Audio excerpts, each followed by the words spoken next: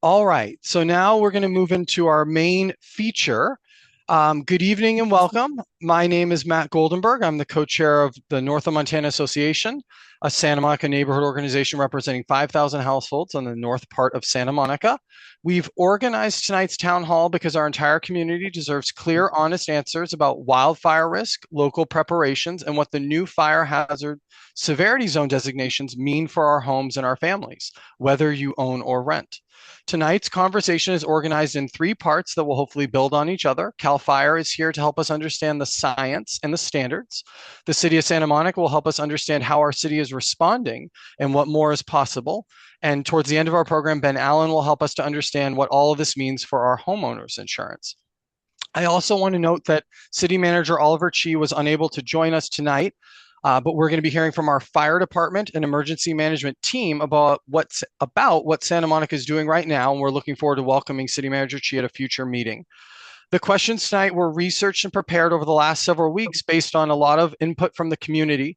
I'll be monitoring the Q&A directly, but if there's a question you'd like us to consider, please add it to the chat now or throughout the evening. And if time permits, we'll open the floor for audience questions. We'll do our best to get to every pertinent question that we can. But tonight is about more than information. We want everyone to leave here knowing what needs to be done, what we need to advocate for together as a community. NOMA is committed to staying engaged on these issues long after tonight, and we hope you will be too. A quick note, as you probably heard, tonight's meeting is being recorded so that neighbors who can't join us tonight can watch it afterwards. Thank you for being here, and let's get started. So first, I'd like to welcome our first guests tonight from CAL FIRE. We're joined by Chief Sean Arnold, Chief Garrett Armsby, and Chief Rudy Baltazar. The fact that we have three chiefs here tonight speaks volumes about how seriously CAL FIRE takes our community's safety, and we're genuinely grateful. CAL FIRE will begin with a brief video, I believe, that covers the basics about how the fire hazard severity maps were created and what they mean. After the video, we'll ask some questions and go deeper into what all this means specifically for NOMA. So thank you all for being here. I'm going to turn it over to you, and please let me know if we missed anyone from your team who needs to be introduced. And hopefully you're all able to unmute yourselves. Hi, Matt. Thank you. Can you hear me okay? We hear you great. Okay, perfect. No, those introductions were perfect, so thank you for that. Good evening, everybody. My name is Sean Arnold, and I am a battalion chief, like Matt said, with CAL FIRE, Office of the State Fire Marshal for the Community Wildfire Mitigation Assistance Program.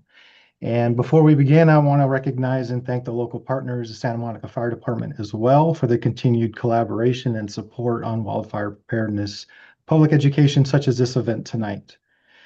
And I'd like to thank, obviously, Matt Goldenberg for coordinating this because we've been in communication back and forth and had many pre-meetings to this event. So he's done a lot of work behind the scenes to make this happen. So I appreciate him for that.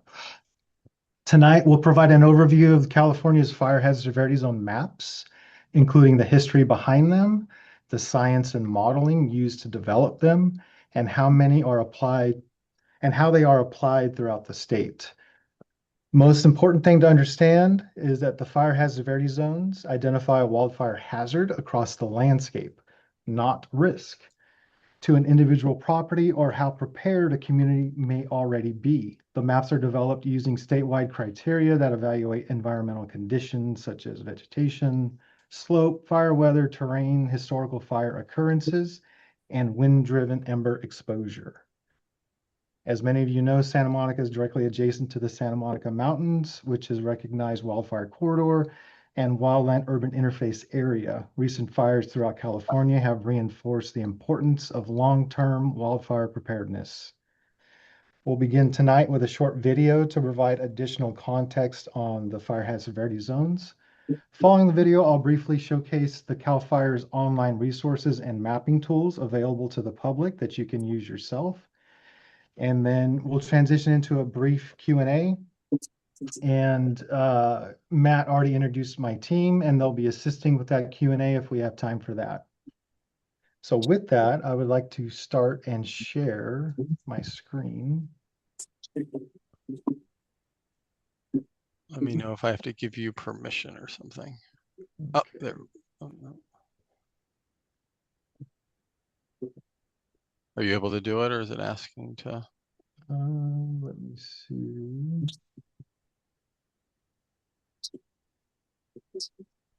Seems like it's going to allow me. There Can we you go. see my screen? Yeah, it looks like it's coming through. Perfect. There we go. So this video is really good. It gives a background on the history, the timeline, significant fire events that happened that led to the creation and legislation that requires the state, CAL FIRE, to develop these maps. And then it goes into the science and data that go into creating the maps, specifically creating that WUI and interface buffer when you have the defined lines between the wildland urban interface, and the built hazard that exists in a lot of these areas, specifically Santa Monica. So with that, I will start the video. Today, we are here to introduce the history and background of fire hazard severity zones, the science behind the maps, and the local requirements. Fire hazard severity zones are not new in the state of California. Historically, as a state, we've learned from past wildfires to improve regulation. The Panorama Fire in 1980 marked the beginning of these important changes in state responsibility area. The Panorama Fire began in the San Bernardino Mountains, pushed by Santa Ana winds, ultimately burning 28,800 acres, destroying 325 structures, and resulting in 4 fatalities. In response to this fire, Public Resource Code 4201 mandated CAL FIRE to develop fire hazard severity zones in state responsibility area. 11 years after the Panorama Fire, the Tunnel Fire, famously known as the Oakland Hills Fire, devastated a community that was not previously identified as a hazard zone because it was in local responsibility area. At the time, it was the deadliest and most destructive wildfire on record, burning 1,520 acres, destroying 2,900 structures, and resulting in 25 fatalities. This catastrophic event prompted legislators to adopt Assembly Bill 337, also known as the Bates Bill. This legislation mandated the director of CAL FIRE to assess fire hazard severity zones within the local responsibility area and propose recommendations to identify very high fire hazard severity zones to the local agencies. Subsequently, Government Code Section 51179 obligates the local authority to take mitigating actions. Government Code outlines our responsibility as a state agency. Who? The State Fire Marshal is tasked with identifying fire hazard severity zones statewide. What? This involves categorizing areas in the state as moderate, high, or very high fire hazard severity zone. Why? The hazard mapping process will incorporate new science, local climate data, and improved fire assessment modeling in determining hazard ratings. The aim is to mitigate wildfire damage by considering factors such as fuel loading, slope, fire weather, and wind. We will now watch a short video on the science and methods behind the maps. Hello, I'm Jamie. I'm a member of the CAL FIRE modeling team that developed the Fire Hazard Severity Zone map for California.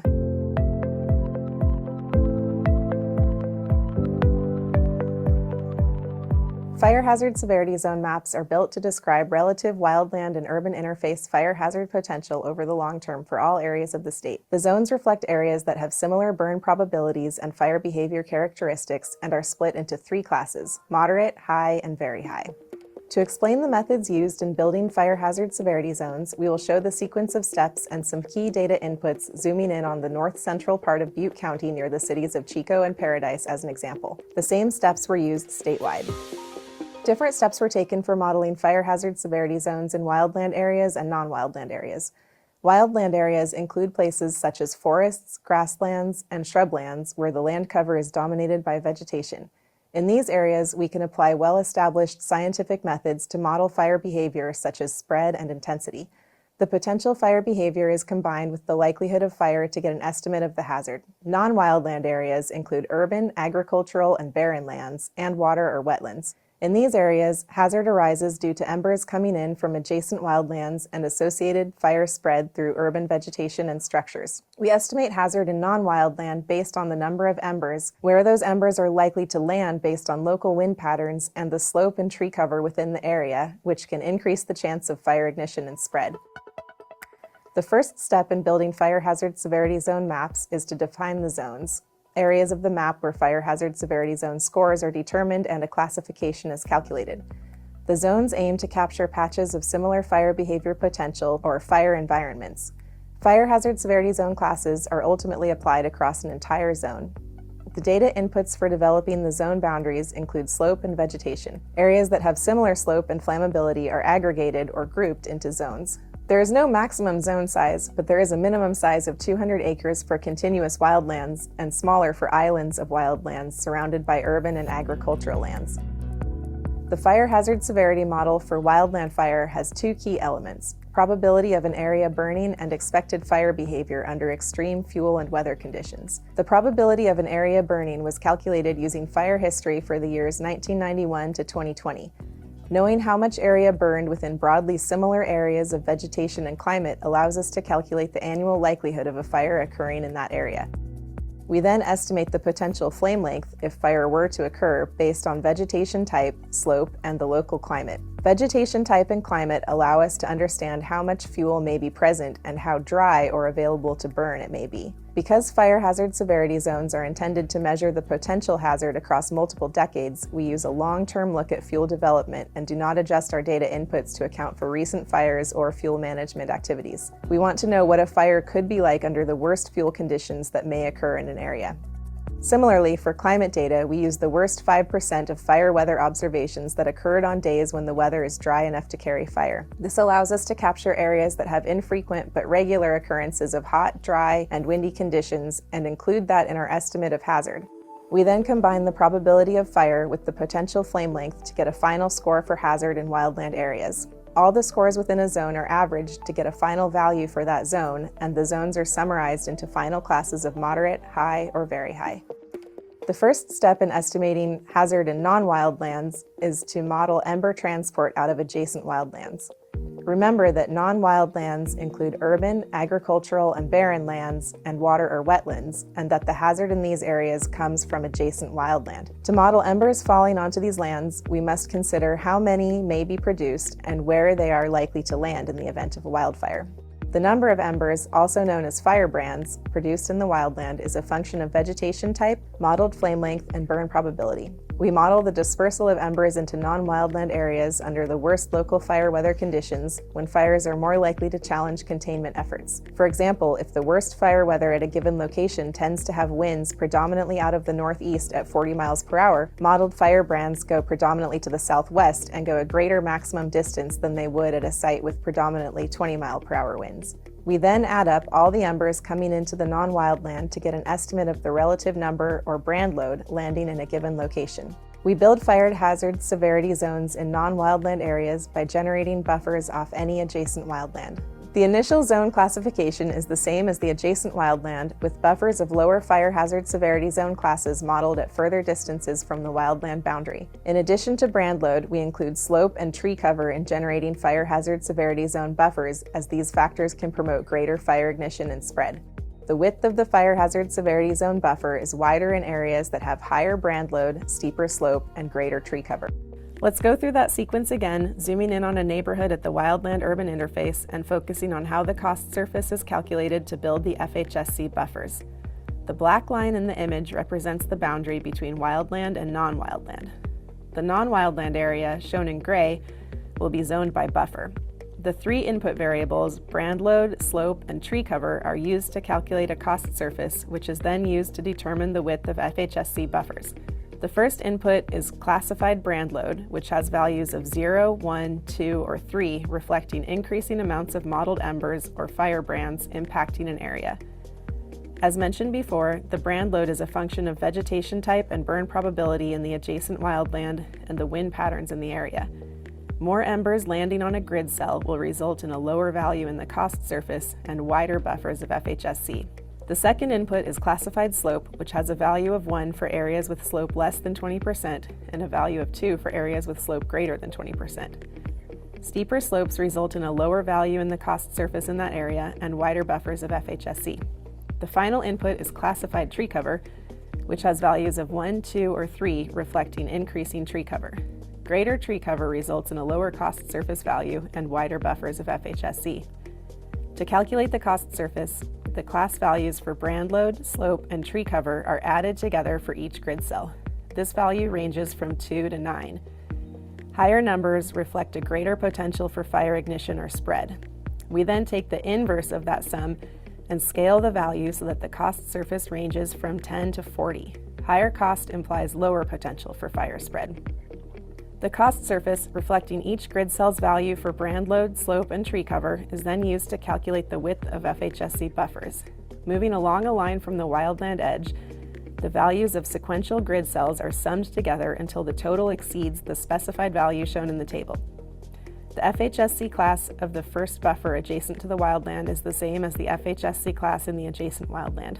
As cost surface values are added up, the buffer transitions to lower FHSC classes. In non-wildland, areas that are sufficiently far from hazardous wildlands can remain unzoned, in contrast to wildland areas, which always receive a zone designation.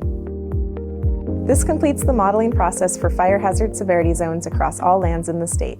Once we have a final fire hazard severity zone map for all lands, the final step in map development is to extract state responsibility areas to fulfill the requirements of the regulatory process. If you have further questions on the zoning methods, please visit the Fire Hazard Severity Zone website for more information on the model and the project in general.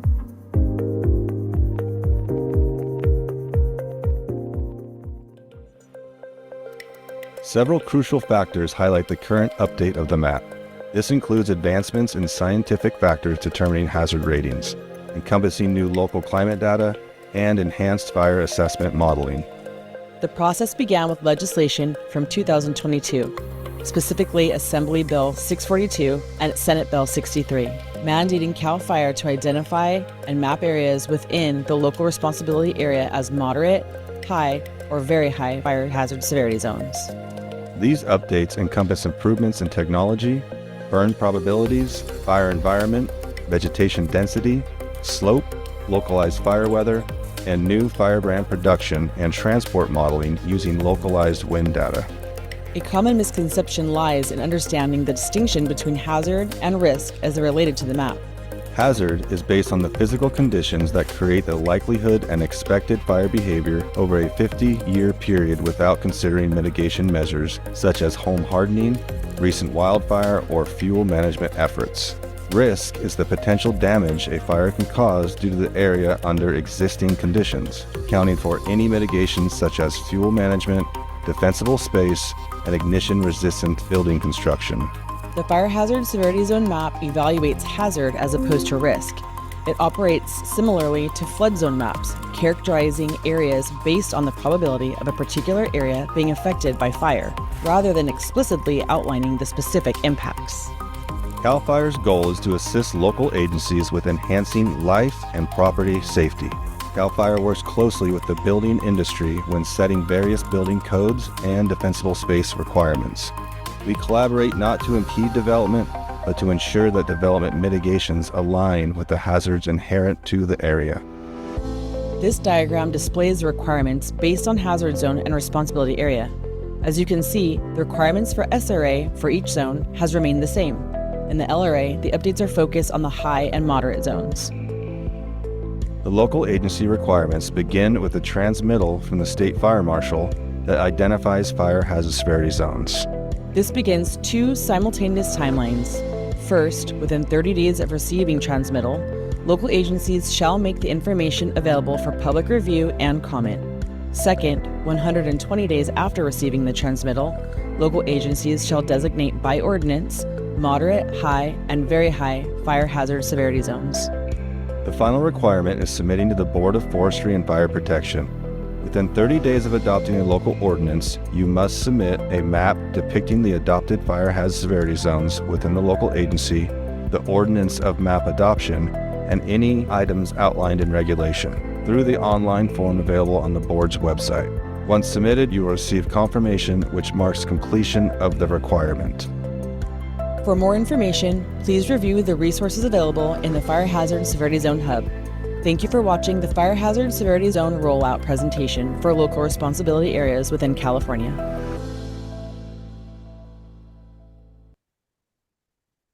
Okay, thank you for taking the time to watch that. I would like to showcase the public-facing website that everybody has access to. And I will just go over some basic information that is on it, some resources for the community that you can share to some of your neighbors that maybe couldn't attend tonight, and there's some really good information on here.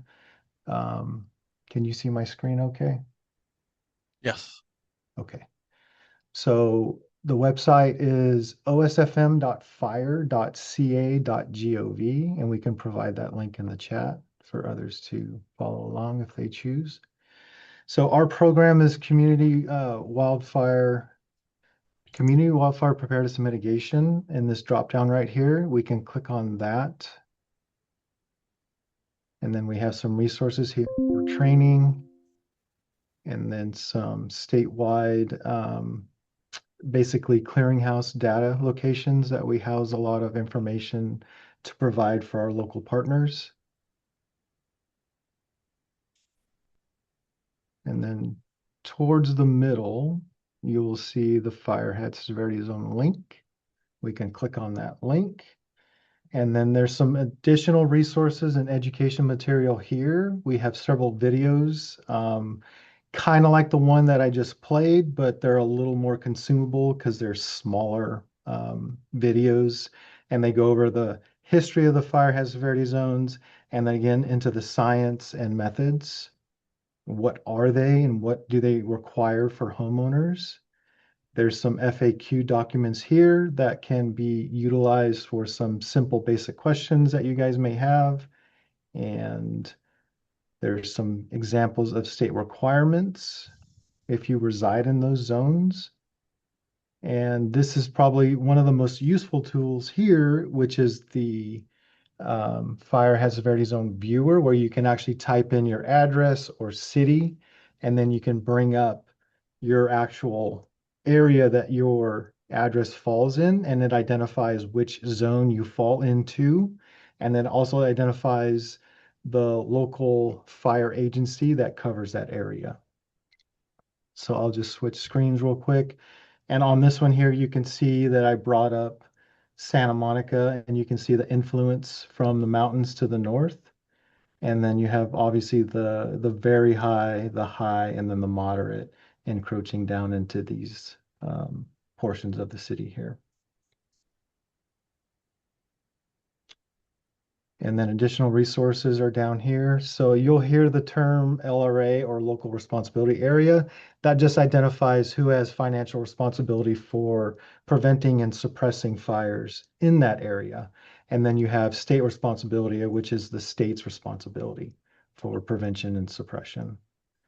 So if you click the banner, it'll bring up your option to bring up all the maps throughout the state. And you'll also have the recommendations again. You'll have some data sets. So more of the science and layers for GIS mapping are available to you as well.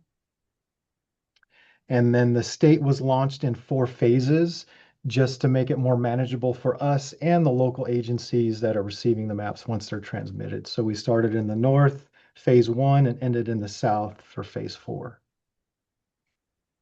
Some of the same information under the state responsibility area, some of the regulatory package information, the PDF maps as well.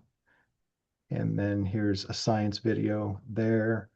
There's some links here to Defensible Space, part of our Defensible Space program, that we can have some additional public education and some information for you to do an actual home assessment on your own home, which is very good, as well as home hardening.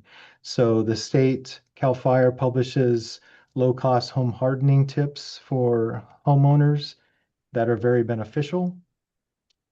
And then science and method here again. So these are more downloadable files that you can use. And again, there's some GIS data in here as well. And then some modeling sources from the development of the maps. There's some basic definitions that'll help you understand some of the topics of discussion. And then another important one is the California Department of Insurance information. They put out some Q&As and FAQs in regards to the maps and how they relate to the insurance component. And then there's a direct link to the insurance commissioner's website as well. Down here, there is options to submit questions if you have further questions that none of this material I've talked about previously. If there's some specific questions to your property, you can submit questions through this link here that's seen at the bottom. And you can also subscribe here for updates to whatever topics you choose in regards to the fire hazard severity zone maps or defensible space or home hardening. And with that, I will stop sharing. We have a few minutes for Q&A. Yeah, so I'll lean on some of my partners if we get some complicated questions, and we'll do our best to answer. If there's things that we can defer to the local agency because it's more specific to their involvement Sure. in either response or, criteria that's required for the homes that are in these areas. So That makes sense. We'll take a few minutes and do Q&A, and then we will definitely turn to the city side. And if there's anything that you okay. feel should be deferred to them, just let us know. One of the things the video highlighted was hazard versus risk. And I think that's one of the things that a lot of people have had questions about. So we know the maps measure long-term hazard, not current risk. So when a resident hears very high, should they understand that as a prediction of how often we'll experience a fire or something else? And practically speaking, how do these designations shape local planning, preparation, and response? And what is the meaningful difference in practice between somebody who lives in a very high and a high, and for people on either side of that line? Yeah, so hazard versus risk is a big question. Hazard is the natural hazard that exists. Risk is obviously what we put there. It's the homes, it's the infrastructure, it's the people. So the maps specifically identify the hazard for that area. It doesn't consider local mitigation factors such as defensible space or home hardening. Those risk models are more for the insurance side of it and not something that CAL FIRE assesses. We don't look at the homes that are built in the built environment. We just look at the natural vegetative hazard and obviously the buffer. Speaking of, the video, how it emphasized the wildland urban interface and how those buffers, the Ember transport models, basically influence those built areas and can be obviously and big influence on what happens there.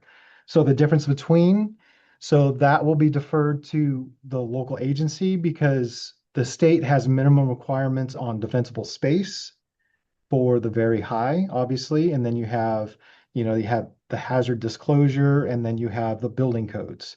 The local agency can accept those minimums or they can go over and above. So I don't want to speak on their behalf and say that this is the standard and this is what's expected of you and your residents, but I would defer to them if they've accepted the state's minimum or if they've superseded that and have been more restrictive.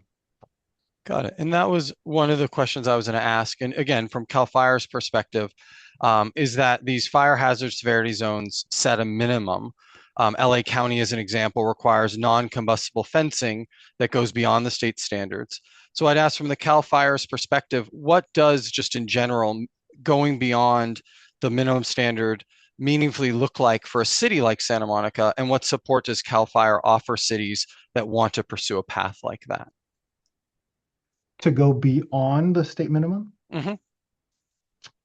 So they have, obviously, we have a home hardening program. We have a defensible space program. I've shared the defensible space model program with your fire marshal, Joe Caven. I reached out to him and we had some discussions about their development of their defensible space program. And I offered to provide some resources for him to assist with that.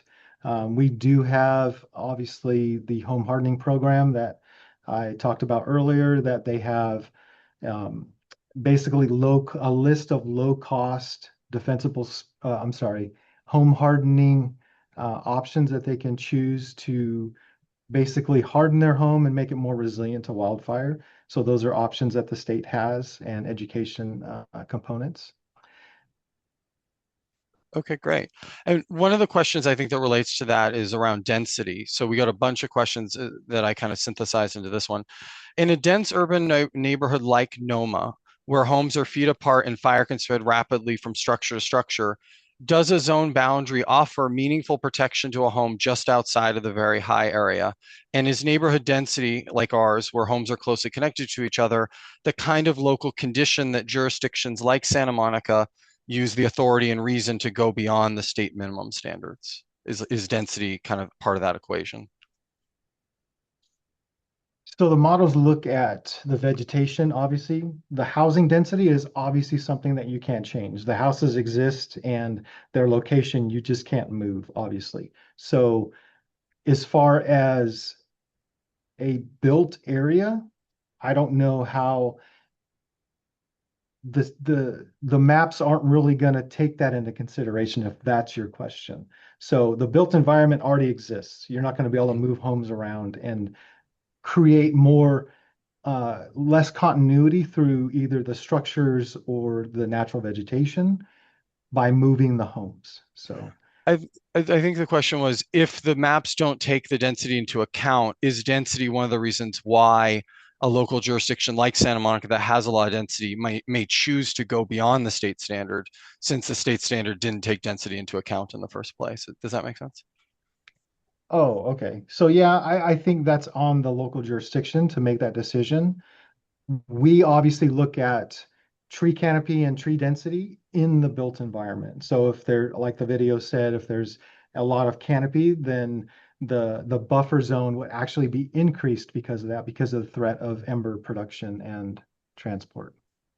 That's a great segue into one of our former board members asked if a mature, and I think you answered it, but I just want to clarify it. If a mature tree is removed, or trees is removed from our neighborhood to accommodate denser housing development, that's to say, if we have to remove the tree cover in NOMA, would doing so potentially increase the fire hazard ratings in our neighborhood? I guess you're saying because of the buffer zone, and possibly extend the fire hazard severity zones further. It sounds like that would be a yes, or based on the buffer zones being decreased by losing our tree canopy. So if I understand right, if you remove a tree and you build a home, does it increase? If say we remove many trees to accommodate many more homes, would that trend increase our fire risk hazard rating scales because we've removed some of the buffer that you were mentioning? So the maps don't consider parcel level, whether it's mitigating fuel, building more. We don't look at the built environment. We looked at the natural environment, and that's what our maps dictate. But specifically the removal of trees, would that be taken into account? Tree cover, tree canopy?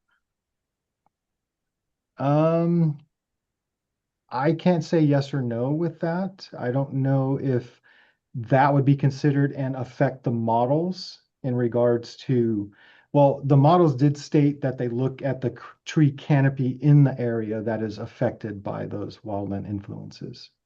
Doesn't sound like it's possible. So Frank, we will get back to you. That was a good question in the chat. That's an interesting one. I think it's something we'll have It to is get very more information on. interesting. Good evening. Can I just add some Oh more yes, context to please. that, please? Mhm. Hi, good evening, everyone. I am Rudy Baltazar, Assistant Chief, and I work alongside Chief Arnold. We have an amazing team, and we have been assisting our local partners with the fire hazard severity zone adoption process.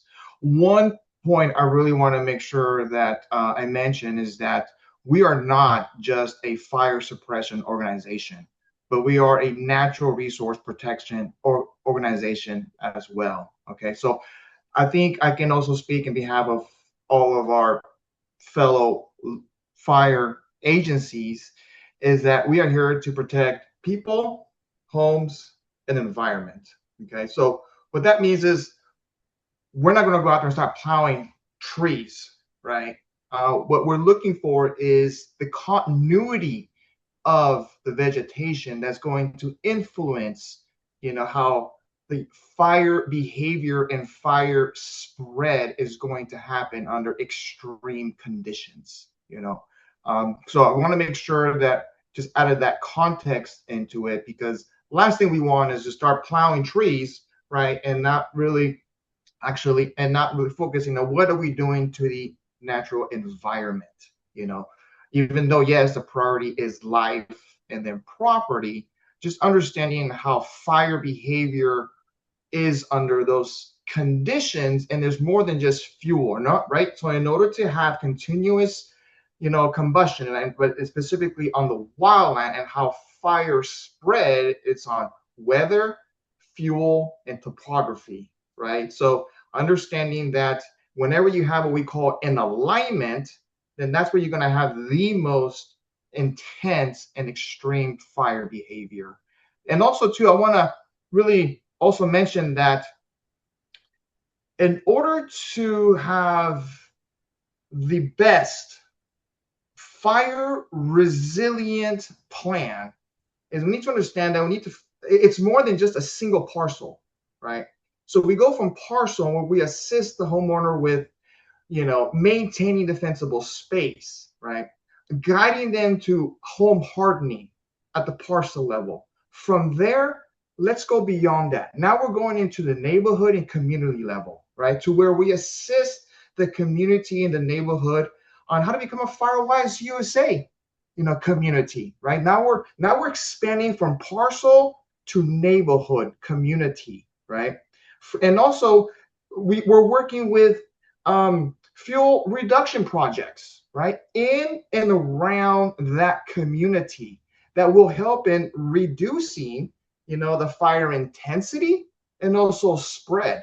From there, now we go into the larger landscape jurisdictional boundary lines, right? So now we are working with the local jurisdiction with their safety element of the general plan, local hazard mitigation plan, community wildfire preparedness plans, and now we identify goals and strategies, right? And how we can make a more fire resilient overall landscape. So I just wanted to provide that bit of context. That was very helpful. I was actually going to ask a question about CW map. I see it in your name tag. And when you were saying, CAL FIRE provides these, is that through the Community Wildfire Mitigation Assistance Program? And I was going to get a sense of what that program offers to cities like Santa Monica. Is that what you were describing, or is that a separate program? So as Chief Arnold mentioned, he referenced our Community Wildfire Preparedness and Mitigation Division. That was a program that was driven by legislation and supported by the administration. Okay, so under that division, we have our Community Wildfire Mitigation Assistance Program, and within, in addition to our CW MAP program, we have our sister programs, which is our Defensible Space program, our Home Hardening program, our Pre-Fire program, our Cal Stats program. So again, those are the sister stations under the Community Wildfire Preparedness and Mitigation Division. So of course, we had to break it down so then we can be better structured, more organized, right? And be able to provide the best possible, obvious service to our public. Got it. Well, thank you for that. I mean, there's so many questions we could ask, and I know I want to respect your time and get to the city. So I'm just going to ask one more open-ended question to any of you from CAL FIRE. What is the single highest impact? I'd be interested if you each have a different opinion. The single highest impact thing a NOMA homeowner can do right now from your perspective, regardless of what the city ends up putting in place from a CAL FIRE perspective? I will say, Matt, we get that a lot. What is the single? And I wish I could give you a single priority, but give me two. Understanding that this has to be an all-in approach. And what I mean by an all-in approach, this is where federal, state, local government, private partners, neighborhood community leaders need to work together. Okay, and I can't stress that enough, because as I mentioned before, it goes beyond the parcel. It's important that we focus on from parcel to neighborhood community to jurisdiction and neighboring jurisdictions, honestly. And that's the ultimate goal, is an all-in approach, doing We can, because again, there is no the one thing that's going to prioritize what's priority one in Siskiyou County neighborhoods is totally different than priority one in Santa Monica and vice versa. So we can't say it's what's the best effective measure to implement. It's more of a community specific, to where with this community perhaps we can implement a fuel break, or a fuel reduction project around this community, perhaps on an area to where historically, excuse me, that's where those local wind patterns, right, come from, whether it be the north, the south, the west, but at least we identify where that hazard most likely is going to, impinge into that community. Whereas perhaps in other neighborhoods and communities, we can focus more on a defensible space and home hardening, And again, I'm not saying we're ignoring one from the other, but it's important that we are specific to that specific community where it is located in the whole entire state of California. That makes sense. I mean, obviously, is specific is important, and it sounds like is all-in approach is also important. Bruce, I see your hand up. Did you have a question for Cal Fire before we go this in? Yeah, just real quick, and thank you all for being here this evening.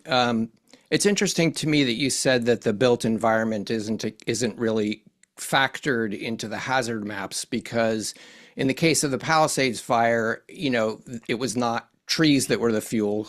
Houses were the fuel, right? And the greater the density, areas like the Alphabet Streets burned 98% because the houses were so close together, less so in the Huntington, less so in the Highlands. And so I'm wondering whether a more accurate map, and maybe it doesn't get produced by you, it would be one that considers housing density either as an overlay or as an add-on, that these maps in some ways are giving a false impression that we're not in such a hazardous area, when in fact our houses are so close together that we are in a hazardous area. Only a small portion of NOMA is actually qualified as high hazard. Do you have any thoughts on that? I'll lean on my partner first, and then I can add to that if need be. So Chief Arnold. So yeah, again, kind of like we talked about the defensible space component. The state sets the minimum. So this is the minimum that the state has assessed with the modeling the state is required to use. Vegetation, slope, ember transport, and other factors. That is what the state assesses in these fire hazard severity zone maps. The local agency has the option to increase that area if they so choose. So that could be a discussion that you have with your local fire agency if you have that consideration. Obviously, fuel continuity is something to be considered, whether it's structures or trees or brush. Those are all considerations for fire spread. And obviously, if you have that continuous fuel, it's going to burn. The maps don't assess the structure model. They don't assess the parcel level, mitigation efforts, home hardening, defensible space. So I'll just reiterate that it looks at the natural environment that exists and how it can influence the built environment. Yeah, and I'll add to that. So thank you, Chief Arnold, for that. I'll add to that, and you mentioned there, Mr. Letty, that the vegetation was no longer the fuel, right? It was now the structures. The structure is now the fuel, and because now it goes from structure to structure, and that's what we call a configuration, right? But where did that start, right? Did that most likely potentially it started at the structures that butt up against that wildland, right?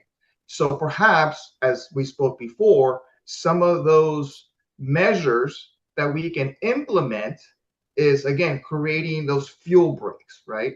Breaking up that fuel continuity as that wildland butts up to that nearest homes along that wildland edge, Of course, yes, you're going to have, some some ambers. But again, if we have those flying ambers and now that community implemented a defensible space, and especially in that zone 0 where most structures ignite because of those ignitable components are so close to the structure. So again, if we can do a combination effort of creating a buffer from the wildland to the nearest structure, implementing defensible space, and also having, home hardening within those homes or retrofitting home hardening.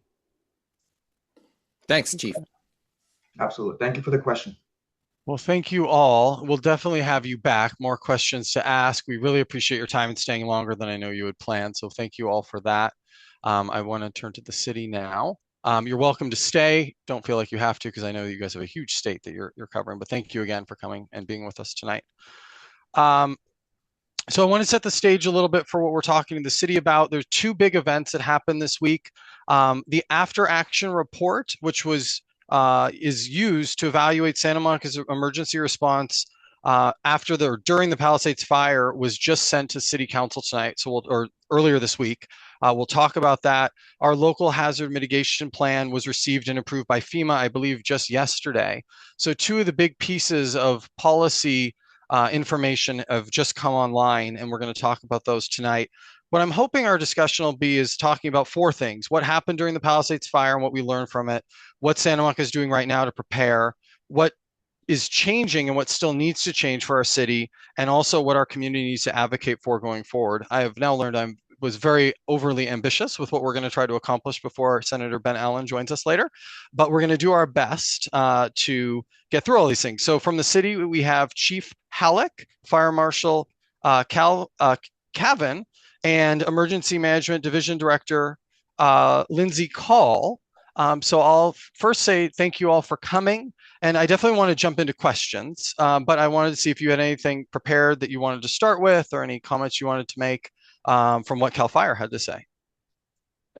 First of all, thanks, Matt, for having us here, and the conversations we've had over the last couple of weeks, I think, have been really beneficial for getting information out. I know this can be somewhat confusing, or trying to navigate these maps and how it relates to Santa Monica and our proximity to that area. So we really appreciate the opportunity to be here. I also have with me our Deputy Chief Tom Clemo. He's on the call as well, and Police Chief Derek Jacob is also on the call. So we've got quite a few folks from the city, and so no opening comments or statements. Happy to get right into the meat and potatoes, because I know there's other speakers, and I think that's probably where we'll best serve our time. That'd be great.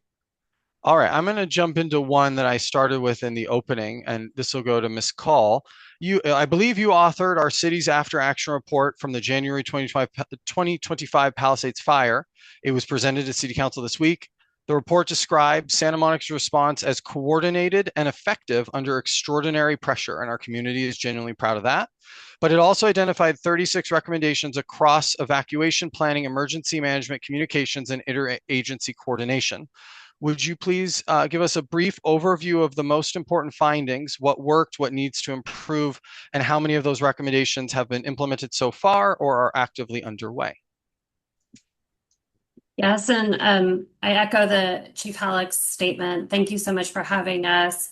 The Palisades Fire After Action Report, just one correction, was done by an independent group. An independent consultant conducted several interviews of both city staff, council members, community stakeholders to collect information about our response to the Palisades Fire and provide an independent evaluation of the city's performance and the list of recommendation based on best practices. There were several different recommendations that have already are in progress. One of the key ones that was addressed in both the after action report and local hazard mitigation plan was really coming together to create a comprehensive evacuation plan for multiple hazards, but specific to wildfire.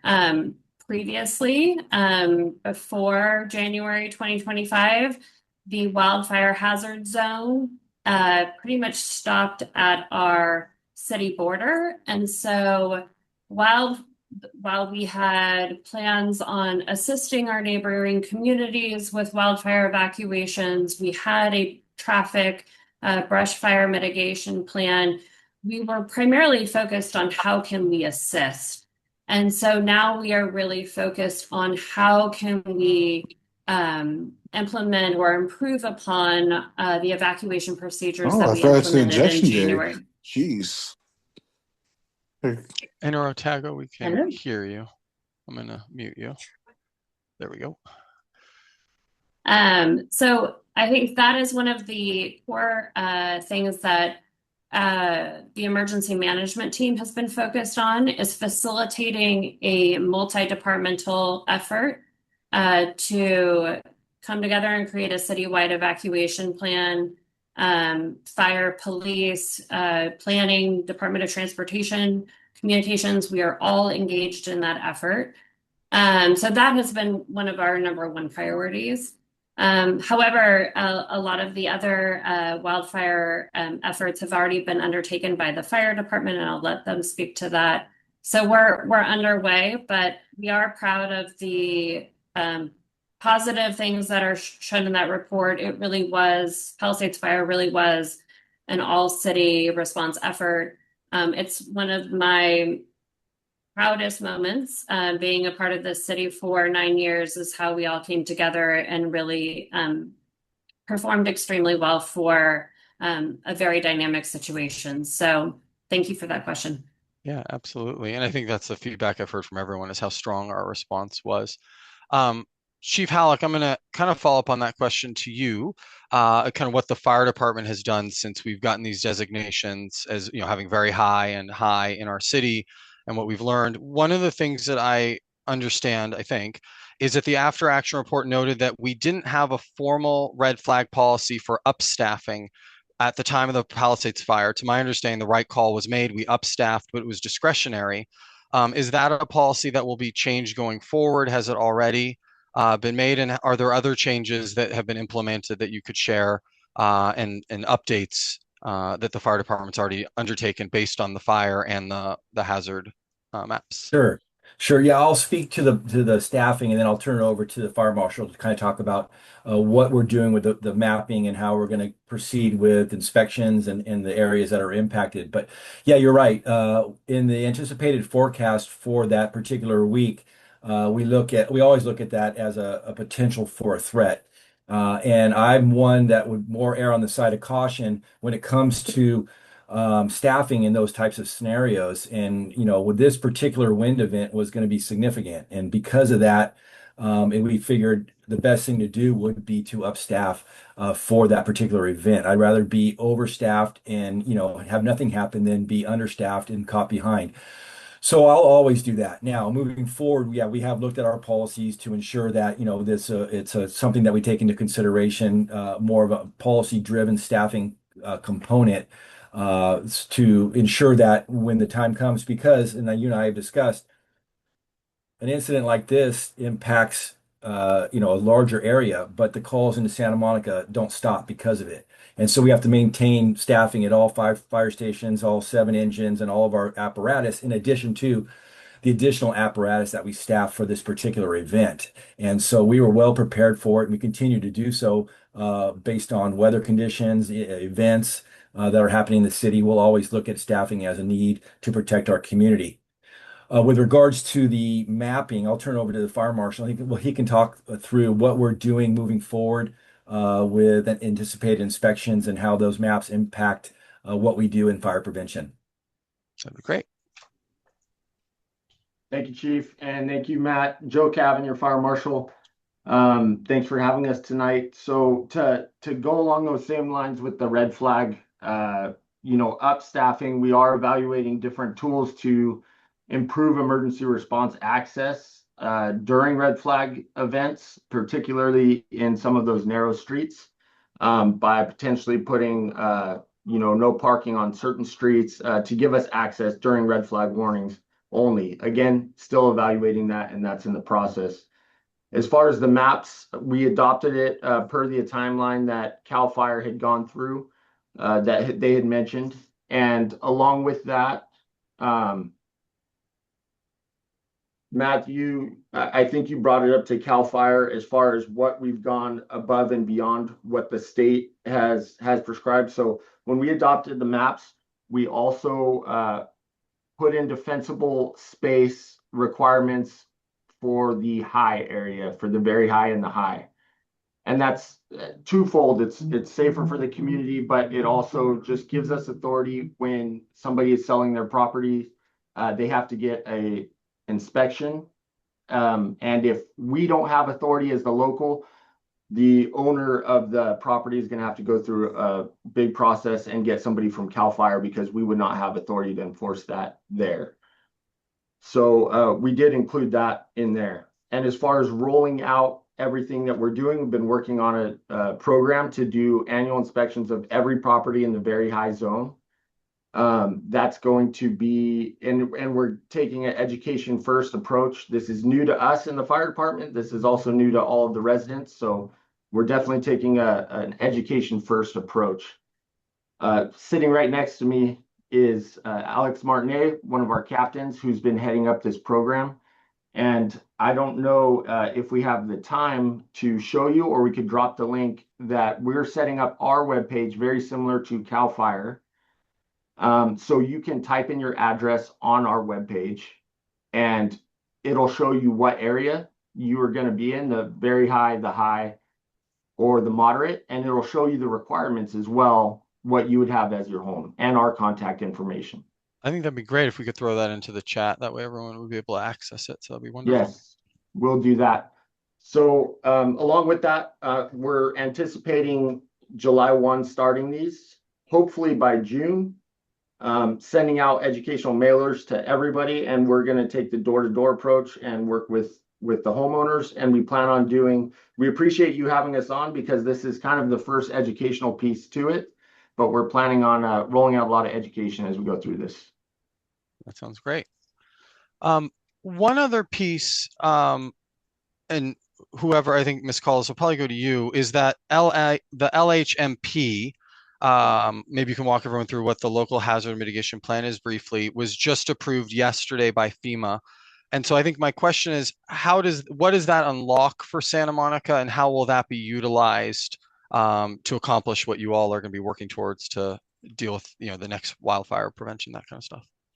Absolutely. So a local hazard mitigation plan is an analysis of the major natural hazards that exist within the city.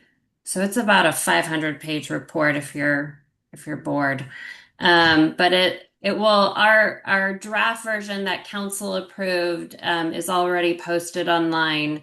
And we will update it with the final version that Cal OES and FEMA approved this year.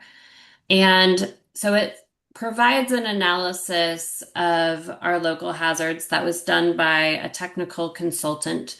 That information was provided to a set of community stakeholders and city staff who are all experts in their various fields. So even our city staff participated, but the school district participated, Santa Monica College, different bids, the chamber, Santa Monica Travel Tourism. So we got many different stakeholders engaged. And we came to the table and said, okay, what do we want to do about this? In the next 5 years, especially, what types of actions do we want to commit to try to reduce our risk if these hazards occur? And so it lays out 14 different mitigation actions that the city is aiming to complete in the next 5 years, and we're really trying to hold ourselves to that. It identifies also the different types of funding streams that could be possible to actually realize those plans. Many of these things are not fully funded, but we have identified grant sources as well as constraints that exist in fully implementing that plan. So that is a helpful document. One thing to note as it ties to wildfire is that we were ready to approve this plan and send it to council. Spring of 2025 was our target.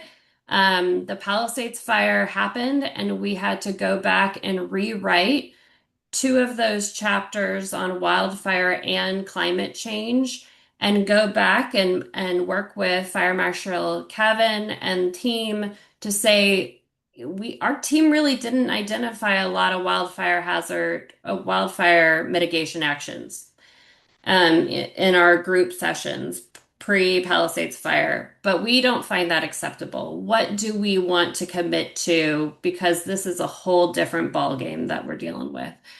So we added additional wildfire mitigation actions into the plan that were previously not identified.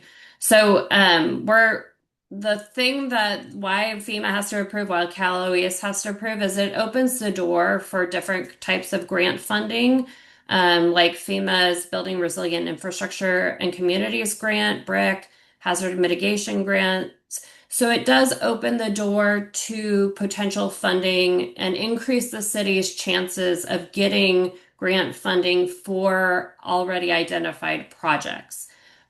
There's a very big asterisk with that right now, though, is that FEMA grant funding has been interesting is a good word, is the only word it's coming to mind right now at 8 o'clock at night.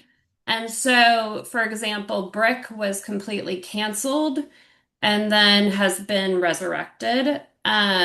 We have had challenges with our hazard mitigation grant funding that we currently have in getting FEMA approval on scope of work changes. And so I say that with an asterisk, and that's a vulnerability that exists, is that while we have best intentions, we are going after these grants, we want to complete this work.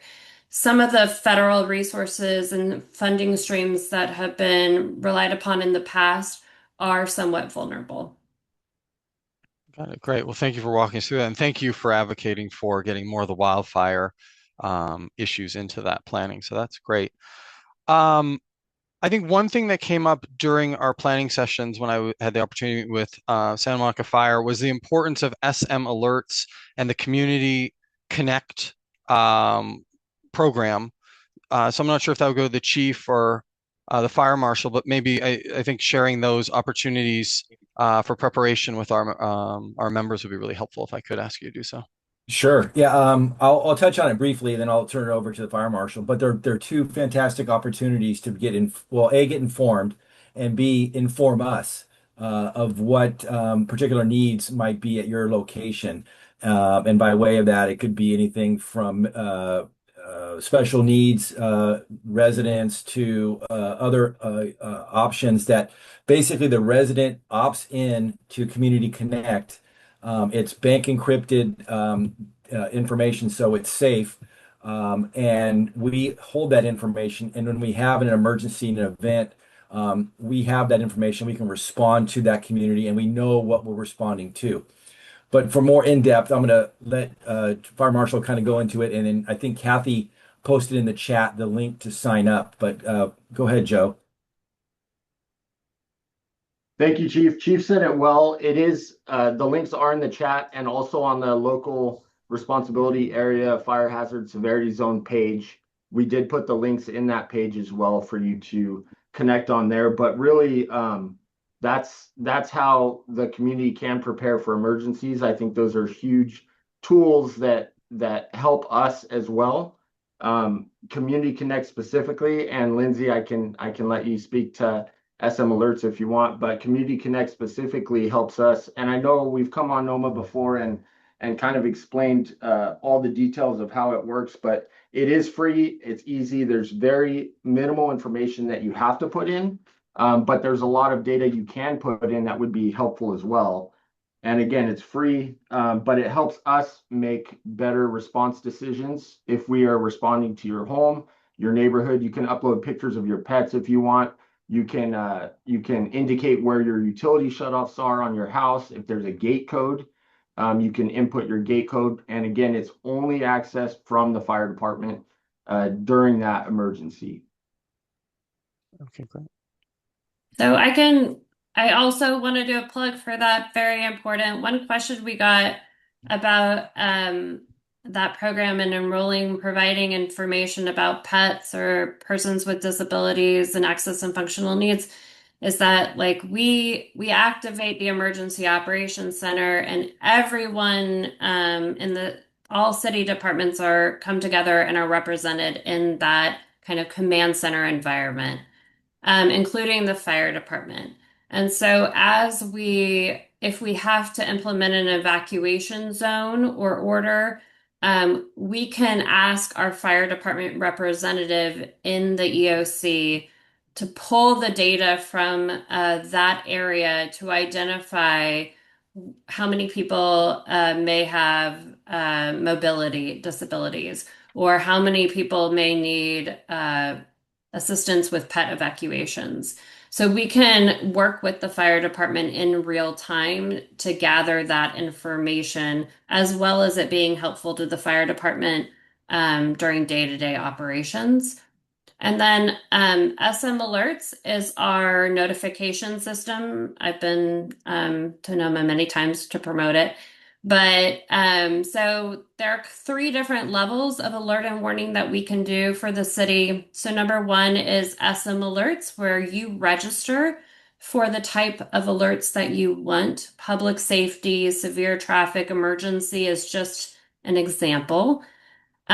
We send those out for events typically that last over 2 hours, and when we want the public to take a specific action to either help protect themselves or to help first responders. So like stay out of the area, stay indoors, etc. The second type is we have a system where we can do a reverse 911, where we have data that we procure for businesses and residents on utility data. What phone number is associated or email address is associated with the utility data. We can do a reverse 911 phone call or text message emailed to those registered points of contact for a geographic area. So we make our little square on the map and we can push out a message proactively to that area. The last time we did that was for a scooter battery fire a couple weeks ago. The third type of alert that we can do in Santa Monica is a wireless emergency alert, which is kind of like the annoying Amber Alerts or the ones that you got for evacuation orders during the Palisades fire, where we put a polygon together and we push out a message to every cell phone within that geographic area. It doesn't matter if it's a Santa Monica resident, business, it can be a visitor, etc. And so Santa Monica has the authority to do that type of messaging. Some jurisdictions don't. As well as LA County can serve as a backup and do those messages on our behalf if they need to. So just want to make sure, definitely register for SM Alerts, and also make sure on your cell phone, sometimes people get annoyed with the Amber Alerts and they disable emergency alerts on their phone. Please keep it active. We will only hit that red button if we really, really have to. And we want to make sure that people are notified, especially, if it's a 3 a.m. event. Right. I think the next question will probably go to the chief, but you can determine who wants to take this one. It's kind of a 3-part question. We got a lot of questions on what happens in the fire if there is another fire. So the questions were in 3 parts. One was around like, what should residents do in the first 15 minutes? What do you all recommend that people do? The second is around water. Are our reservoirs, are the hydrants, do we have enough pressure? A couple of people wrote in asking about if there's a certain number of hydrants turned on, do we lose pressure? And then on the suppression, how does the fire department determine trying to save lives versus saving structures? So can you kind of give us a sense of what the response looks like, how those decisions are made? Do we have the infrastructure, and what should residents do? kind of a big Sure, question. and I'll probably defer to Lindsay on some of it and Joe on the other. But our response in the city obviously is lives first, and that's our number one priority in any response. So we look at the overall issue, whatever the circumstance might be. We're staffed, appropriately for our community. And over time, we look at, we reevaluate that, and it's through a standard of cover evaluation to where we look at our population, we look at our run data, our call types, and our developments, and we look at our response matrix and make sure that it's adequate. And then over time, if adjustment needs to be made, then we'll do that via data-driven analysis. But in regards to what people should do in those first 15 minutes, I don't know if Lindsay, if you want to take that, I think that's, or I can speak to it, but I'll let you go first and then I'll add on if need be.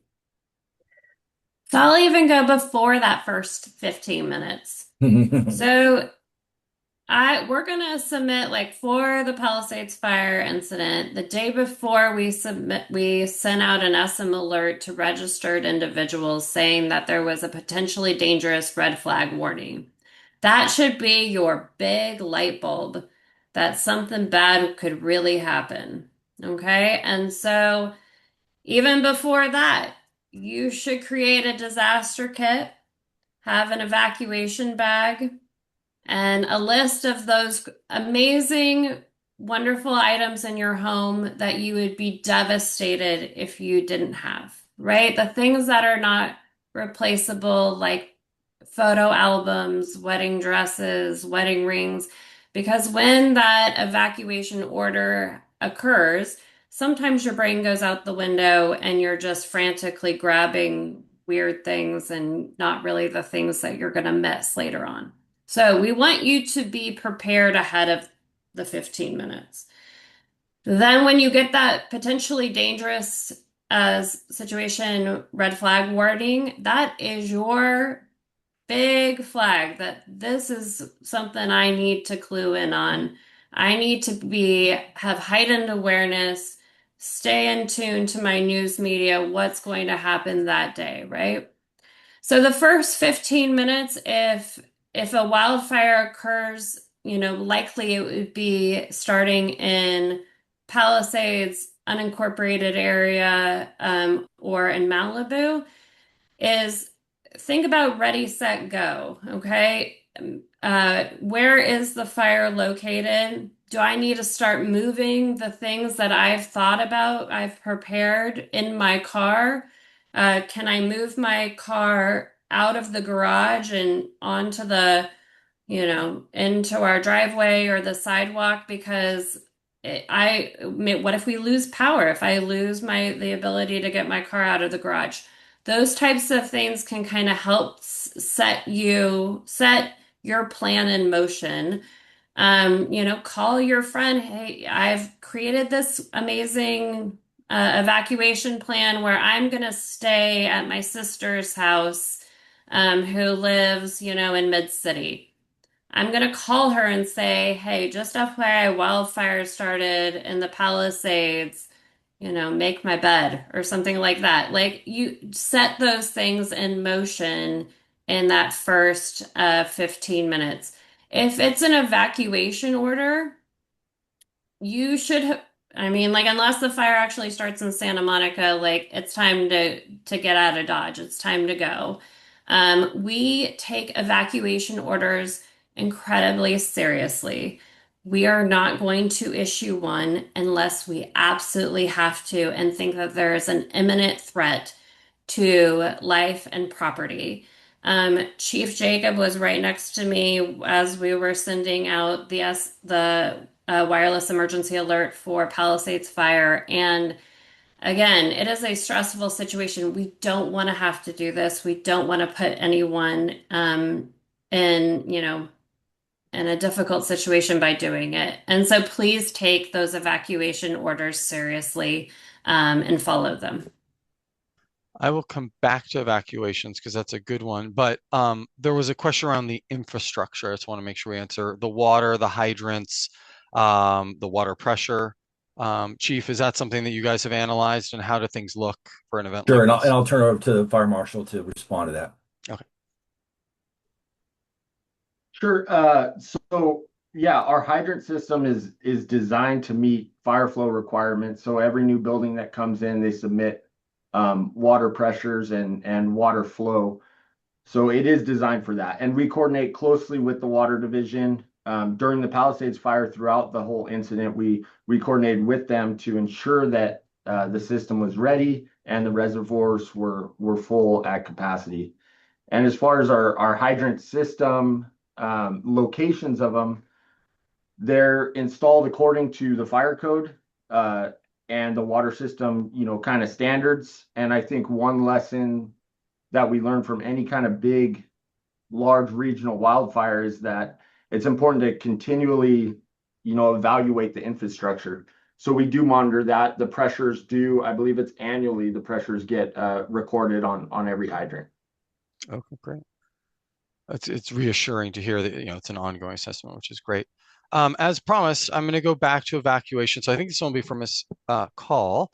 My understanding is state law requires cities to identify residential areas lacking at least 2 emergency evacuation routes. So my questions are, has that assessment been done for NOMA? And if so, what did it find? And my understanding is that LHMP, the Local Hazard Mitigation Plan, commits to a comprehensive citywide evacuation plan. Has that been completed and submitted yet? And if not, what would be the timeline for that going online? So your first question about the parcels, it has been completed. I will put the link into the chat. And the planning, I'm old school, I still call it planning. The Community Development Department completed its update to the safety element that was approved by City Council in February 2025. It identifies there are maps for each of the primary hazards that could likely require evacuation. So folks can look at those. We're working to build a more interactive map. So you could, again, put in your address and see where you fall within that so you can better develop your own personal plan. And then figure 3.5 in that plan identifies the parcels that you were just referring to. There are approximately 35 parcels that have single egress access in the NOMA area. There are none others within the city, maybe one over by our dam inundation area. And so that's the answer to that question. I do highly encourage people to look at that map and that series of maps, and I will put it in the chat. On the evacuation plan, we have created we already had a tsunami evacuation plan. We had a brush fire evacuation plan that was more focused on kind of the Woolsey scenario or the Palisades fire scenario if it hadn't gotten so close to city borders. We had that in place. What we're doing now is taking a look again at tsunami, dam inundation in the eastern part of the city, and wildfire, and really putting together another like citywide comprehensive evacuation plan that goes into a lot of detail on the tactics that we are going to use, who's in charge of what, how are we working with other cities. And these are things that we have already put into practice. So these are things we already did during the Palisades fire, but we are recording them and documenting them so that we can make sure that every, as staff changes, etc., everybody knows that this is our practice, no matter who is in the Emergency Operations Center director role or law enforcement, police or fire department, who everybody should be following the same guidelines. So we have been going through, we've are doing segments of this. We are also making sure that we are being very mindful of persons with access and functional needs. What types of resources do people who don't have transportation, don't have, the financial means to evacuate, who have mobility issues, who may be bedbound, what kind of resources do they need to stay safe? So we're spending a lot of time really looking at that, working with our counterparts at Disability Resource Center to make sure we're implementing best practices. And my hope is, it is May now. By the end of the summer, we'll have something that is more robust to share, but we're not trying to hold anything up. Like, for example, we are redoing our evacuation zones to better align with the specific hazards that are exist in Santa Monica. We will publish that and share that as soon as it's updated by LA County. So we've sent the map to LA County so that they can do the revisions in their Genesis system. And as soon as that's released, we'll share it with you and start our education, especially for our wildfire zones in alignment with the work that Fire Marshal Cabin is doing.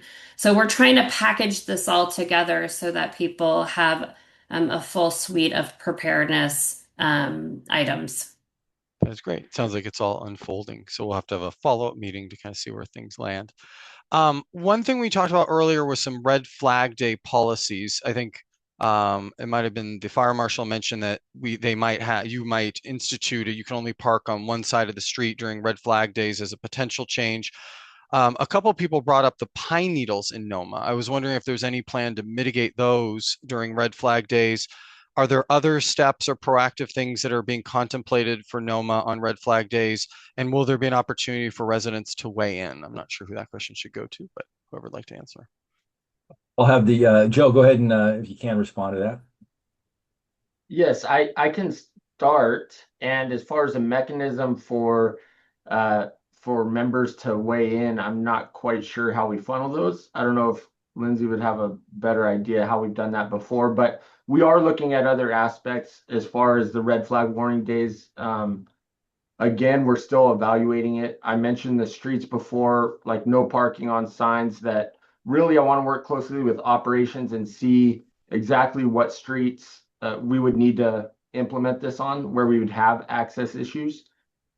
And we're also looking at potential construction bans, looking at street closure permits on red flag warning days. Lindsay, was that kind of the bulk of what we were discussing, right? Yeah, that was kind of the gist of what proactive measures we were considering, and also things that came up during Palisades Fire that we were concerned about and wanted to make sure, like, we actively sent out teams to check those single egress access roads or roads that were more narrow to see, are cars parked on the street? Can we get fire engines or multiple fire engines on those streets? So there's a method to our madness. There's a reason why we are looking at those things. And remind me if there's a second part to the question that you I may might have answered. I may forgotten. have missed it, but Ann Bowman put a compelling picture of a pile of pine needles in the chat. Were pine needles in your guys' preparation planning or red flag day planning? So I would say it's a bit difficult to prevent pine needles from falling, especially in It'd be more high picking up wind the ones that events. it's more that we often will have, Yeah. especially when it's windy, there'll be piles. That's a small one, but giant piles. And I actually feel like in my own anecdotal experience during the last wildfire, I think you guys sent around teams to pick them up. But is there any sort of policy around that or? We did. There isn't a specific policy. Yeah, we collected over 480 tons of storm debris during the evacuation period. And a lot of that was palm fronds and pine needles across the city. And that was to clean up our neighborhoods, but also because we wanted to reduce the opportunity for any embers to catch fire on those pine needles. So that's certainly something that we could coordinate with our partners in Public Works. They already do that type of mitigation work when it comes to storm forecasts. So we're not talking about flooding on this call, but when we have situations where we're expecting flash floods or high rain events, right? I communicate with our public works teams and provide them with that forecast, and they go out and clear storm drains. So that's something that we can certainly do here, but also like it's a community partnership, right? If you can help us in that endeavor, as well, and if you see that there's a lot, your storm drain is clogged or there's a lot of pine needles on the sidewalk, like we appreciate that additional community effort, to try to mitigate those things as well. And is that through like the app, or how would we notify the city if we see such a thing? Yeah, absolutely. If you could always notify through a 311 ticket, the app or on the website. And worst case scenario, if it's a red flag warning day and you see that kind of pine needles and you send me an email, you send oem@santamonica.gov an email, like we will get eyes on it and send out a crew. That's amazing. You may get more emails than you want, but thank you for That's the okay. offer. Only on red flag warning days, send those emails. Otherwise, do a 311 ticket. That's reasonable. Well, great. I see Mayor Terosis is here, and I want to thank her for coming and being a part of this. I think you might have some thoughts on maybe some updates coming out of council or just kind of the general things happening. I didn't mean to call you out. I hope you are actually there. If you're not, I will come back to you. Let's see. I think I caught the mayor at a bad time, so we'll circle back. The pivot I was going to try to make is into what's going to be happening going forward and what our community can advocate for. Ms. Call, you and I talked a lot about that your team is working with LA County, the National Park Service, CAL FIRE, private landowners, because I think what we understand in general, but also from watching the film earlier, is that the fire is likely to start outside of Santa Monica. And we can only really plan what's happening on Santa Monica land. So do you mind kind of briefly sharing with everyone what's that looking like going forward? What kind of interagency coordination is happening? Are there fire breaks being planned to help protect our northern border? Anything that you think would be worth us knowing? So I could talk about just general interagency coordination, and then Chief Halleck or Fire Marshal Kevin, if you have anything to add about fire-specific mitigation efforts. But so we coordinate with our partner jurisdictions all the time, before gray sky events and during them and between. One thing that has come up post Palisades fire is the Palisades has a very strong long-term recovery group that has been guiding its the coordination between the neighbors and the community stakeholders with city government, state government, federal government. And so one opportunity for NOMA may be to interact with that long-term recovery group to identify kind of their lessons learned, the different policy decisions that they're making as they rebuild in the Palisades, but also the areas that haven't burned. What is their posture moving forward, and how can we advocate to make that community that borders us safer, to prevent further wildfire spread, especially urban to urban spread. So I do know also in the Palisades fire, we did try to take advantage of a bad situation, but a lot of resources where there was proactive debris clearance in some of the canyon areas that were not impacted by wildfire to try to reduce the amount of debris that was there. I think in Mandeville Canyon, they had operations We also had operations along the Palisades Bluffs on PCH, where we had, and thanks to Chief Clemmo, who's on this call, but he played matchmaker with CAL FIRE resources, and then we supported it through our public works team, where they cleared, I want to say it was about 85 tons of debris from the bluffs to reduce our fire risk there.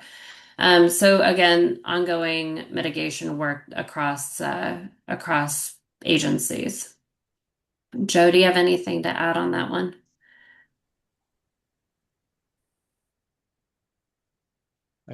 I don't think I have anything to add. I think you did a good job, you know. Okay. We're gonna end up starting to do those annual inspections, like I said, but that is on our side of the city border, and that will help as well. But we just continue to work and make those connections with LA City as well, near the Palisades border, and work with them. If I could just hop in real quick, and Chief Clemmo, if you're on still, I think it'd be a good opportunity to talk about those partnerships that we have, not just with our neighboring agencies, but with CAL FIRE and how that came into play during the incident and how we use those connections and those relationships to protect Santa Monica, if you're available. Yeah, glad to, Chief. I think, for the group, there's a lot of comfort you could take in the very cooperative nature of the response environment that we have in Southern California, particularly in our region. We're surrounded on three sides by LA City. We work daily with them, sometimes a few times a day with them. CAL FIRE are partners that go back many years in the state lands that we've worked with very closely. And the state as a whole has an extremely robust master mutual aid system that is well exercised. And those sets and reps that we tend to get really bring a number of resources to bear in very short order. And an excellent example of that is the Palisades. Within about 48 hours, we had over 5,000 responders on the incident. Felt that we were well resourced for our city, well protected within our city, and it wasn't just our resources that were available to us. To that end, those relationships, to Lindsay's point, when it came time, able to leverage those to conduct a exceptional fuel reduction effort that we have long wanted to obtain, but was not only geographically difficult, but difficult to close PCH to accommodate such a large amount of fuel and debris removal and then to be able to haul it away. And it was a great opportunity and advantage that we took of that. So the system's well exercised, the relationships are outstanding, and we've had opportunities during the Palisades fire and others to be directly plugged in to the incident management team that's actually running the overall incident to assure that Santa Monica's interests are met. That's great. I appreciate those updates. One thing I think I wanted to make sure we get in before Senator Allen is here is that, NOMA and our community wants to be part of the solution, not just tonight, but going forward. So to all of you, what would be the most productive role our organization, our community can play in supporting Santa Monica's wildfire commitments, as well as our emergency response? Are there formal channels that we have for giving community input on what gets prioritized and what gets funded, and how can we all play a role in supporting the work that you're doing?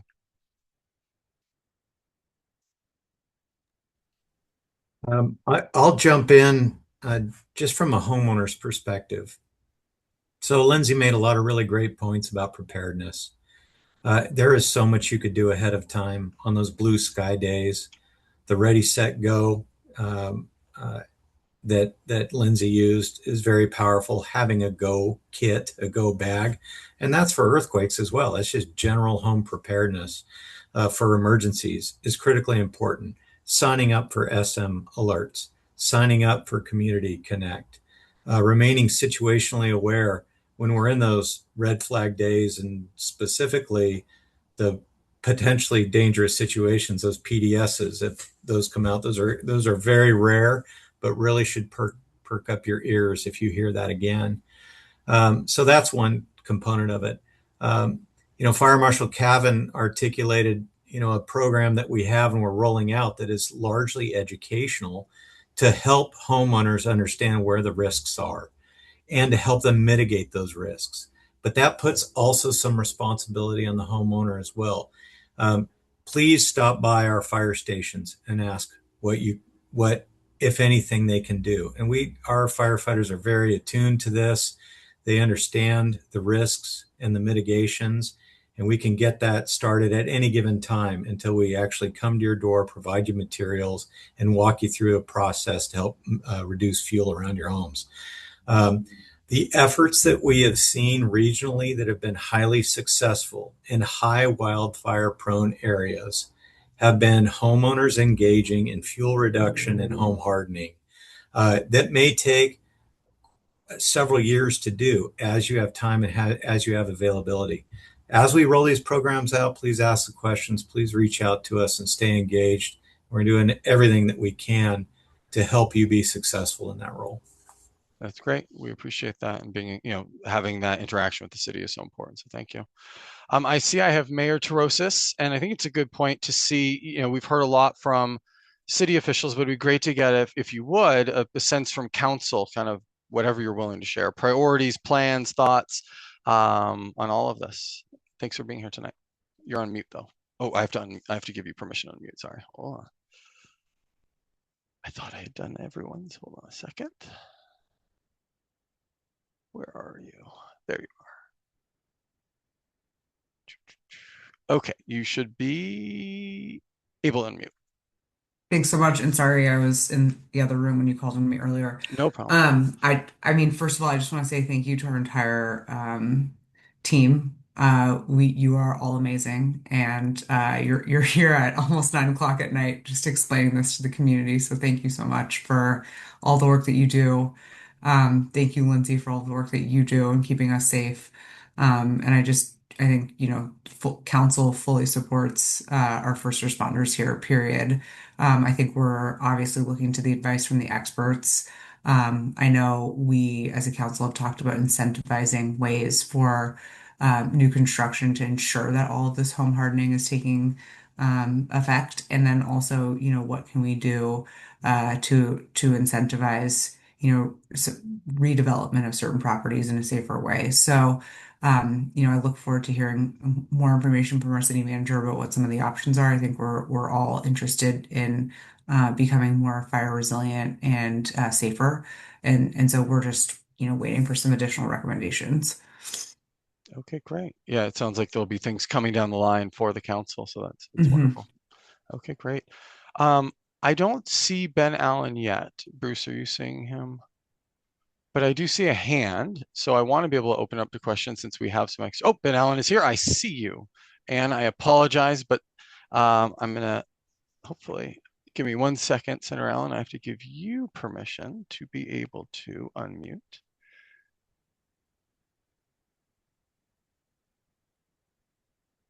Okay, you should be able to unmute. Before we turn to you, give me just 1 sec. I want to thank the city officials, Chief Halleck, Fire Marshal Cavan, Emergency Management Director Lindsay Call, for the breadth of knowledge, and as the mayor said, for coming here at so late at night and being willing to speak to us and answer all of our questions. We've had all of you on before, and I know we're going to have you on again if you're willing. So thank you. And if you're willing to stick around, great. We know you have other things that you need to get to, so don't feel obligated to stay. But thank you for being here. All right, Senator Allen, I want to introduce you to set the stage a little bit if I could, and then I'm going to turn it over to you. So our final guest is State Senator Ben Allen. Thank you for being here. Senator Ben Allen is our neighbor, our senator, and someone who showed up for this community when the Palisades fire threatened our neighborhood in January 2025. He is one of the strongest legislative records on wildfire insurance in Sacramento. He authored SB 495, which requires insurers to pay homeowners upfront after a total loss without itemizing every possession. He backed AB 888 to fund home hardening grants, and he is supporting SB 429 to bring transparency to how insurers assess our risk. One thing I want to be transparent about is that Senator Allen is running for insurance commissioner. Tonight is not a candidate forum. I invited him to as our senator and neighbor, and NOMA is not endorsing his candidacy by having him here tonight, although that's not to say we won't. So we're going to close tonight with some of the important questions that are very personal to all of us. How does this all affect and what does it mean to our homeowners insurance? And with that, I will turn things over to you, Senator Allen. Thank you so much for being here. Well, thank you, Matt. I appreciate it. And let me just say, Matt has been such a great leader for the organization. He's been writing me for several months to about a number of different issues, but including making sure that we're all set for me to be on this Zoom today. And I apologize for coming on so late. I'm literally in Altadena right now, where I was just at a forum that was hosted by the NAACP, talking with wildfire survivors here about insurance issues and post-fire recovery and all. So it's been a really powerful, intense evening here as I've been learning about and talking with people here in Altadena. But anyway, I really pleased to be here with you. I grew up north of Montana. I went to Franklin, Lincoln, Samohi. My son's now going to Franklin, and our little daughter's going to preschool in the neighborhood. So I'm your neighbor, and I care a great deal about the neighborhood.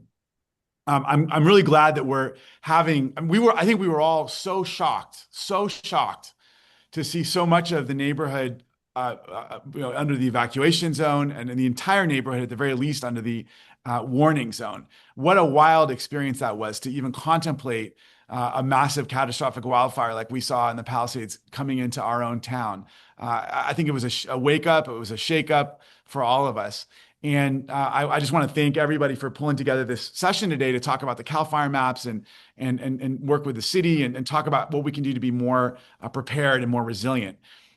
For me, I represent the Palisades as well, and I got a chance to see all of the dysfunction of the system, people getting dropped, people paying more and more and more, insurers nickeling and diming folks. We had to help hundreds and hundreds of people get the support that they needed post-disaster. It was a really wild experience, quite frankly. I was proud of my team, and Sophia's been on this Zoom all evening. She was one of the people on the front lines. She's from the Palisades herself and has really helped hundreds of people get payouts in the wake of the disaster. But it was pretty crazy that you had to go to your state senator just to be treated properly by your insurer.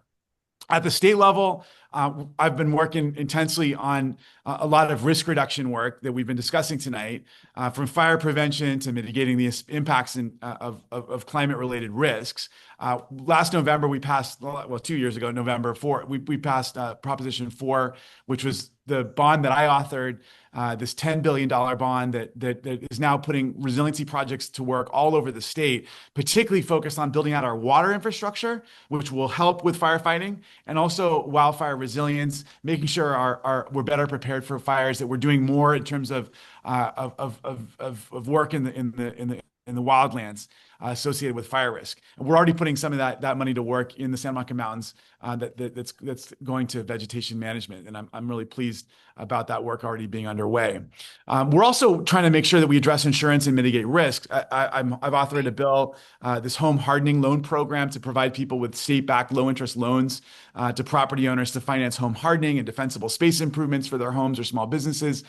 Now, of course, we also know that we don't just need to do this on the individual level, but also the community-wide level. I recently toured a first-of-its-kind wildfire-resilient neighborhood down in Escondido, where they built right up into the wildfire zones. I was alongside the state fire marshal and the insurance commissioner, and it showcased all these steps that communities there have taken to reduce risks through their building materials and vegetation management and fire breaks and other tools.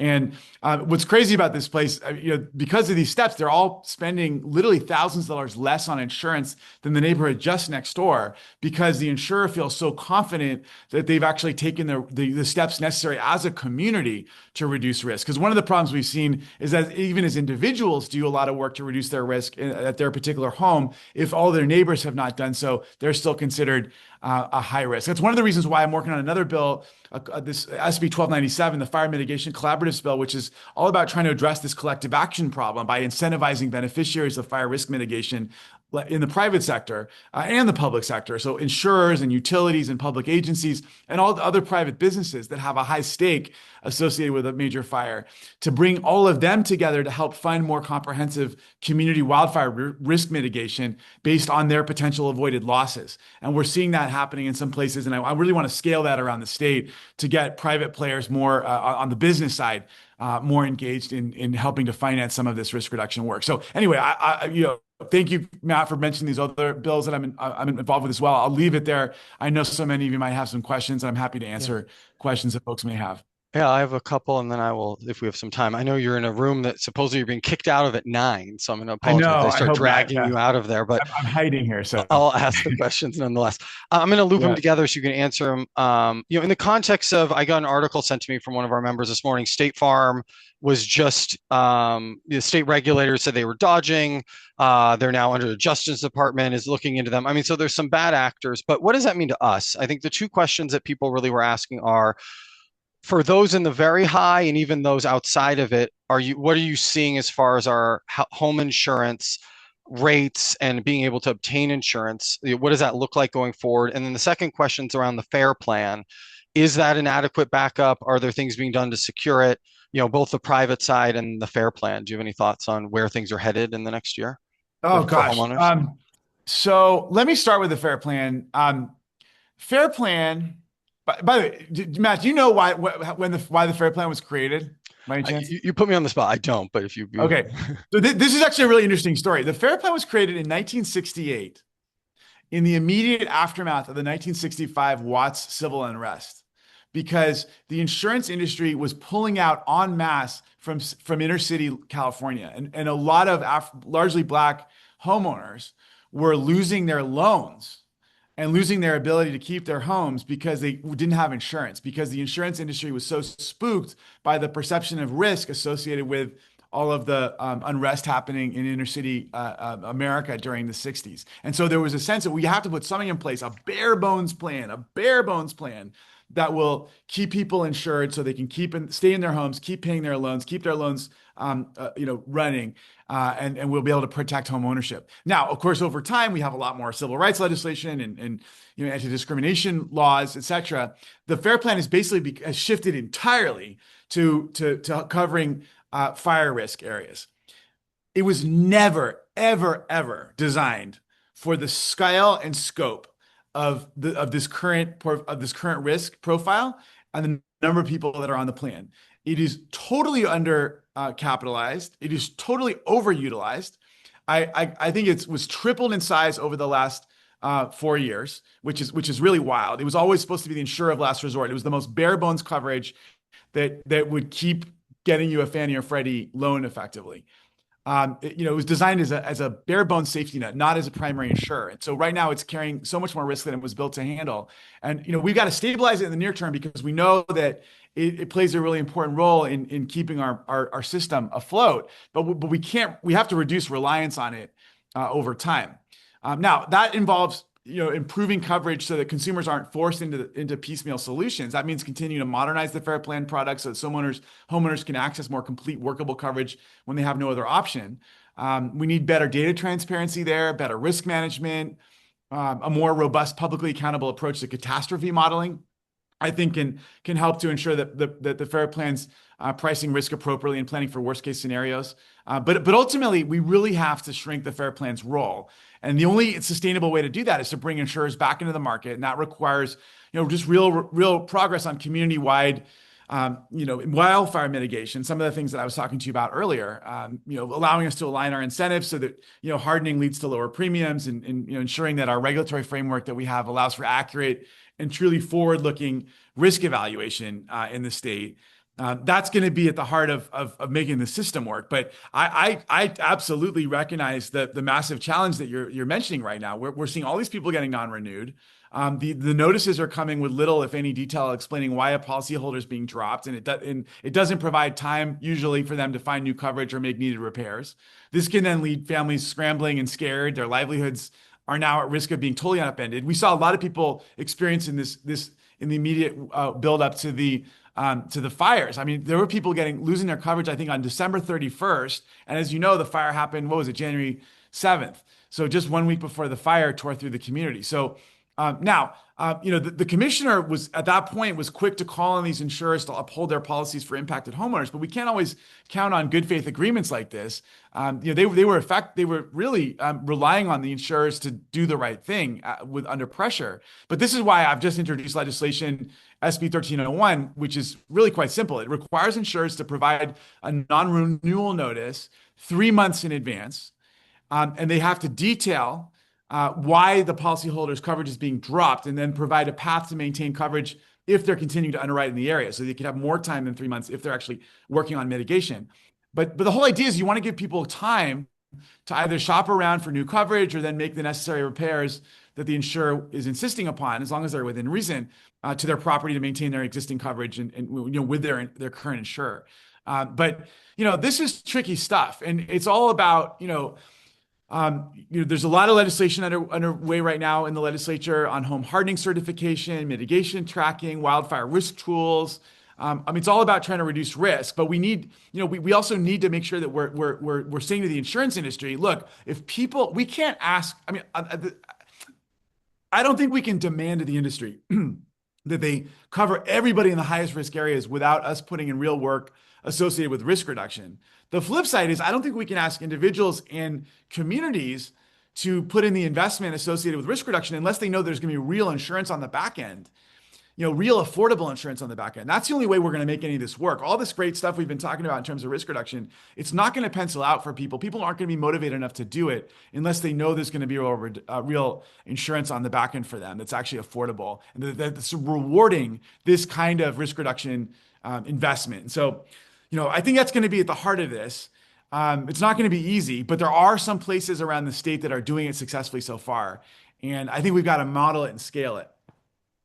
Well, it sounds like there's a lot of things moving through, and you're right at the front of it, which we very much appreciate. I know we're at our time with you. I just wanted to ask, is there anything that you wanted to make sure that we knew that you didn't cover? Or the other question I had is, with all of the concerns that everyone has around insurance, is there anything that's giving you hope that we can solve this? And is there any role that NOMA and NOMA residents can play in being supportive of the things that we need to move in the right direction, moving in the right direction? Yeah, no, what gives me hope, so two things. First of all, we know so much more about fire science, than we did even 10, 15, 20, certainly more than 20 years ago. The way we build our homes, the kind of way we can treat wildlands, the sort of technology that is now available to fight fires is so much more sophisticated than 20 years ago. The kind of tools that are now becoming increasingly available to our firefighters. Some of the investment in research and development in this area is getting so much stronger than ever before. So that's all really fantastic and really important. I think it's going to offer us some hope. I also will say that there are communities that are rebuilding in ways and are building in ways that are much more fire resilient, and they're actually being rewarded by the insurance industry with affordable insurance. The example I'll bring up is Paradise, that poor community that burned to a crisp up in Northern California. The head of Mercury Insurance was cajoled into going up there, and I think he went up there expecting to say, okay, you got to do this, you got to do that, you haven't done enough of this. He walked around that community and saw everything they'd done, from the way they were treating the wildlands to their firefighting infrastructure, to the way they were rebuilding their homes and the vegetation management, all that stuff. And he said, these people have done everything that we've asked them to do. And he ended up underwriting the entire town. Wow. Which is pretty wild because nobody was willing to insure them before. Because it was such a black mark, town. After what had happened there. So I just bring that up to make the point that, with the right push, and we have some of the technology and we have some of the know-how now that I think can offer some solutions for us to deal with this massive crisis going forward. Well, that's great to hear. You're right there, like I said, at the front line. So if you have hope, I think hopefully that we all do as well.